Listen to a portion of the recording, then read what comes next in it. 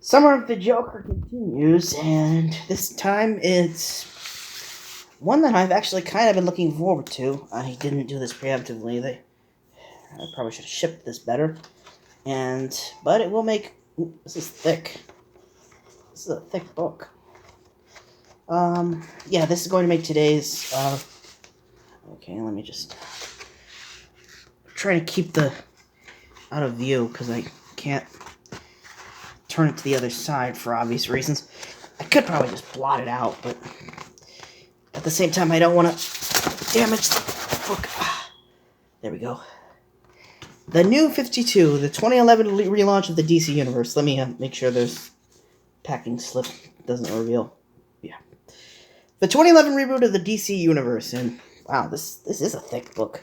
I got a good deal on this. Death of the Family by Scott Snyder and Greg Capullo. Sorry if I mispronounced that.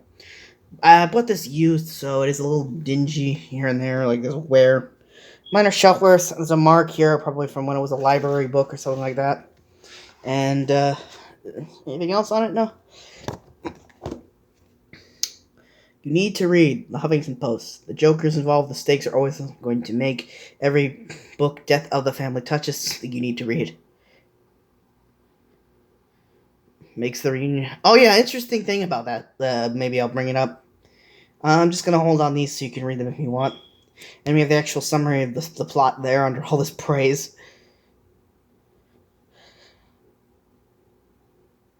Yeah, so, despite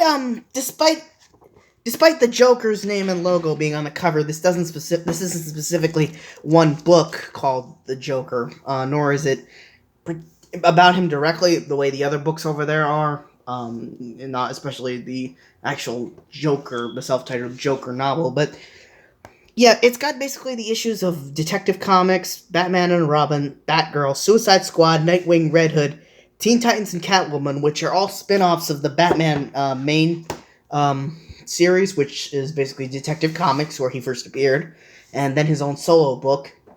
I think Detective Comics and the main Batman books themselves got their own dedicated collection for this. This is basically covering all the spin-off titles that are based around the Batman mythos, but don't directly. For you, darling. Yeah. Actually, that looks almost like that Joker action figure I have over there. Interesting. So yeah, another thing that was kind of controversial about this book, as you can see right there, at the start of the New 52, the Joker disappeared in the first issue of Detective Comics, which had his face getting cut off, and when he returned, he basically was walking around wearing it as a mask as it rots away. And he'll say this is why young children can't be into comics anymore. So we've got basically a previously on, and a thing about this story is got basically these are basically the cover collections. It ties back. It's a sequel to a 1989, 88 to 89 storyline that was told in the old Batman comics. A death in the family, which was the death of the second person to be Robin, Jason Todd. There's been like 4 different kids to be Robin over the years. So Todd was the first Robin's replacement for Dick Grayson after he became Nightwing of the Teen Titans, or Titans. But the thing is, he was not popular with readers at all. Let me see if I can to the Batgirl issue in here. I don't know if they'll, but I'll talk about it anyway. Either once I get done with this. So yeah, Jason Todd was not popular with readers, so they basically just killed him off in 1988. And this was right after that Killing Joke story I talked about, where Barbara Gordon was paralyzed. So really, yeah, the late 80s was not a good time for Batman as a character-wise. I mean, aside from the movie coming out, yeah, the guy, it's no wonder the guy pretty much was broken by the early 90s and almost replaced.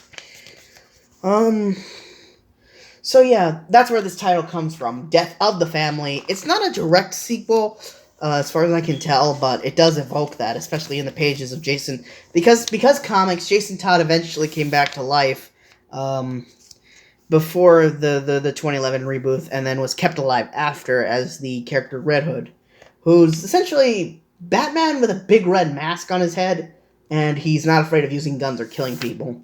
He's kind of stopped killing on orders from Bruce himself since the Rebirth line, but he's been like one of the few members of the Bat family, aside maybe Alfred, who isn't afraid of using lethal weapons or lethal force and actually, killing when he needs to. So, again, that's why even today Jason Todd is very love him or hate him kind of figure. And as I mentioned before in The Killing Joke, the reboot actually made it so that while The Killing Joke still happened, Barbara Gordon did eventually regain the use of her legs. She wasn't confined to a wheelchair forever. And yeah, so her role in this, there we go, there's Catwoman. I guess these are the they don't separate it, as far as I can tell. If maybe the cover gallery's in the, oh yeah, it would be in the back. So about, yeah, see, these are all the Batman. For some reason, Batwoman isn't involved in this storyline at all, and I don't know why. I mean, despite her connection, she has the loosest connections to Batman. So she doesn't get it. She didn't get involved even back then with a lot of his storylines. But she's not mentioned at all in this at all. Nightwing 15 unused. So what I'm looking for is, I don't think they put it in here, and I can't really for reference, but you could look it up. It's Batgirl number 14, the band cover. Batgirl number 16. It was basically a cover that harkened back to The Killing Joke. And because, I'm guessing that the events in that tied back into it, or mentioned it, and it basically had the Joker in that outfit he wore in The Killing Joke, the tourist outfit, as it's called. And what he was doing was, he had Barbara in her Batgirl outfit, all like tied up and a gag in her mouth while he was wearing that outfit. And he didn't have a gun, but he was drawing a smile on her face with her blood, presumably her blood. And that cover really rubbed a lot of people the wrong way, so it was never used. You can look it up, Batgirl, the band cover. And frankly, I don't think they should have banned it. I mean, yeah, it's kind of dark, and but it's Batman. It's the Joker. That's what he does. He psychologically tortures you as well as he physically tortures you. He's going to, bring up like old wounds like that, or things he's done, or evoke horrible tragedies that either he's done to someone or that they've suffered in order to get under their skin, because it's funny to him. And yeah, a lot of people were saying it just didn't match the tone of the book. It was in bad taste, considering that this guy had, basically paralyzed her, and was, they were trying to evoke that, and like it was purely for shock value to sell covers. Another thing is that it's not very gory, aside the blood drawing on her mouth, but I'm guessing, yeah, they didn't want to show that sitting in a store shelf with all the other comics, especially it's a Batman comic, so they probably put all the Batman comics next to, say, maybe kids comics, or close to the ones that are specifically for kids in the stores or whatever. I've heard that the cover actually has a life of its own now. There's been like a lot of parody images, like they'll often switch places, like it's Joker who's tied up and Barbara's drawing on his face, and there's actually variants on t-shirts that I actually want to get my hands on, where both of the actual artwork, but also they use different versions of the characters. Like the one I found, it still uses blood, oddly enough, but it uses the animated series versions of the characters Joker and Batgirl, even though the animated show almost never would show actual blood like that. But yeah, it's an interesting tidbit of Joker and Batman history.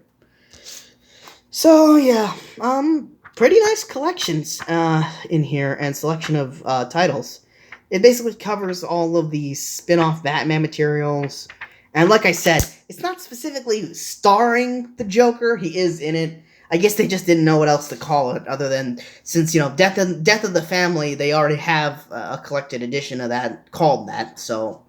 And they couldn't just name one specific character, because it basically covers Harley Quinn over in Suicide Squad, Catwoman, Jason Todd's and the Teen Titans, Batman when he's partnered with his son Damian Wayne Robin, and the main. So they couldn't pick any of those characters, so they just went with the guy that they figured would probably look best on a cover, the Joker himself. So I've got a few more videos, including maybe one or two that aren't comic specific or talking about the books planned. But the Summer of the Joker continues. And just a word of advice, if you're going to pick this up for yourself or someone, like I said, as you can see, this is very gory even for a Batman book. I've heard Batman and Robin. It might be in here somewhere, but I can't find it specifically. It actually has probably the worst offender when it comes to his face like that. It was so rotted by then that there were maggots crawling around it. And again, but this is a long book, and I don't really have the channel NerdSync pointed that out a lot better than I can. Look it up, NerdSync, Joker, or something like that. But the Summer of the Joker will continue, so keep watching.